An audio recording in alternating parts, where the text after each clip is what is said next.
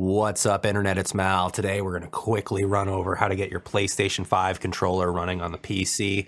It doesn't have native plug-and-play support yet. I say yet because I don't know if it will get it because Sony can be weird. I really hope it gets it. PS4 gets it, whatever. Let's just get into it. The first thing I recommend doing is actually after you plug it in, I would do this. Okay, so first, before you plug it in, let's go to Windows key. I just type in the word Bluetooth, and we get Bluetooth and other devices. Bluetooth turned on, and then before you click Add a Bluetooth device, you want to hold the PlayStation button and what used to be the Share button. I don't know what they call it now. It's got like little Wi-Fi lines on it. Hold those two until it's flashing blue, and you'll hit Add a Bluetooth device, and I'm pretty sure it's the top one, not the bottom one, but if it doesn't show up in the top one, try the bottom one, and it should be called wireless controller, and you'll be connected. And I generally play plugged in. I think everything else will work from here, not plugged in, but I believe I had to plug it in. But yeah, so I would suggest right now plugging it in, and PS4 controllers and PS5 controllers love to take away your default speakers. And this one goes even farther and takes away your default microphone. I'm going to show you, the first thing I'm going to show you is how to fix that.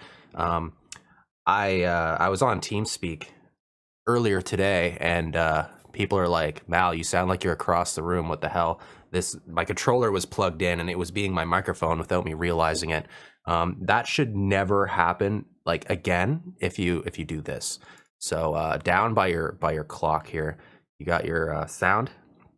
Right click that, go to sounds, and here we got recording. Whichever one you do use as a mic, go to it and do both things, like set as default communication device and set as default device. For me, it's this one.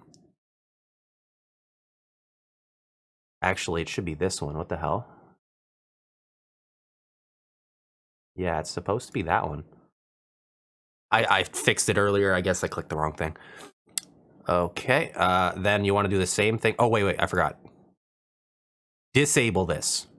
5- wireless controller. Disable it so it'll never take over again.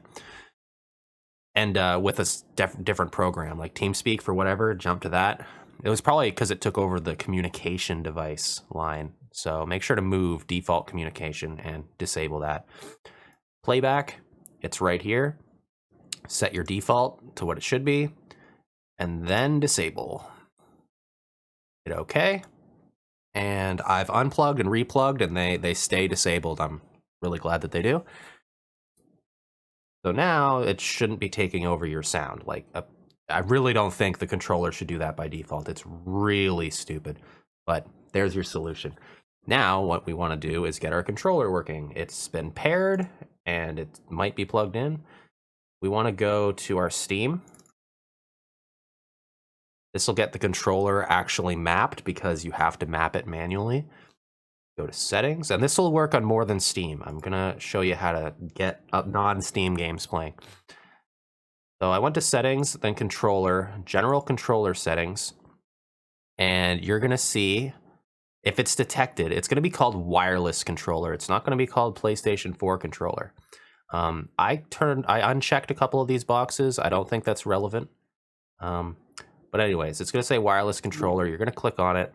I have not looked into calibrate or identify, but define layout, and what you're going to do is you're going to click on it, and it's going to show you in the screen here like what button you should be pressing. It looks like an Xbox controller, but dude, you can kind of do the exact same things.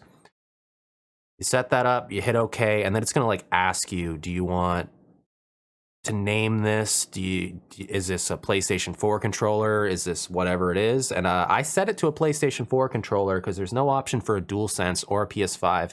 And there's a little issue where I go into games and it'll give me instructions in Xbox layout, and that's really annoying. One of the main reasons I bought a PS5 controller is because I hate plugging in a PS4 controller with the non-Type C connection.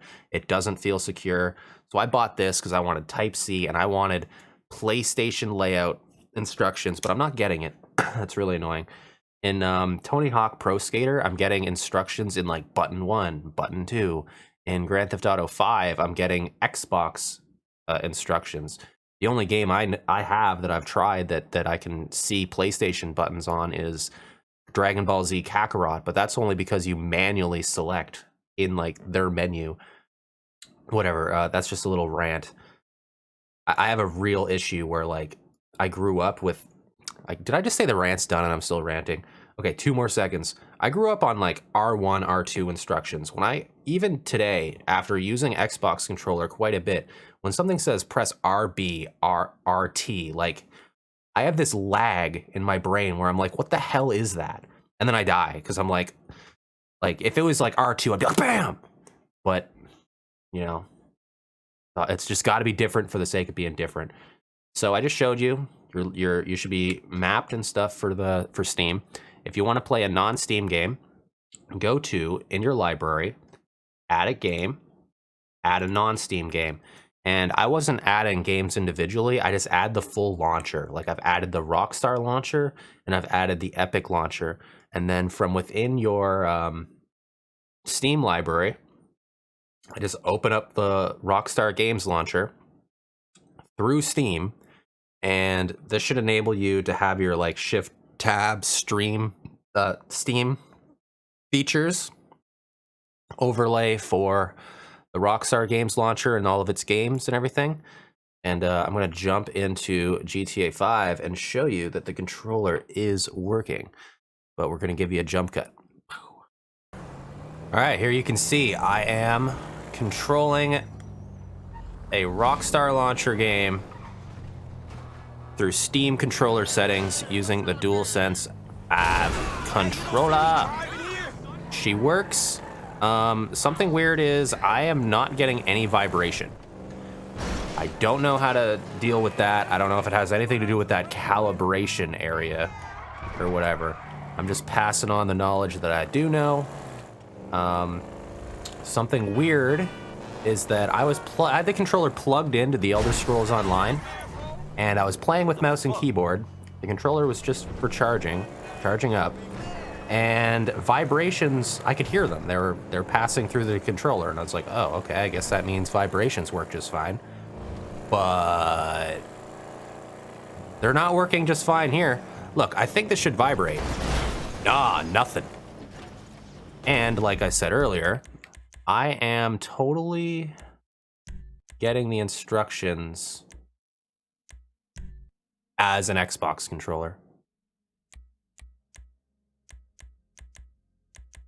But yeah, those are the issues. Sometimes you're not getting vibration. And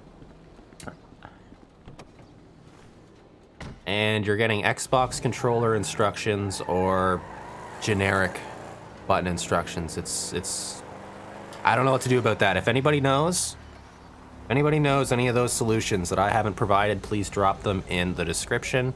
That'll help me out and anyone else. I think I'm broken my car. I am only holding go.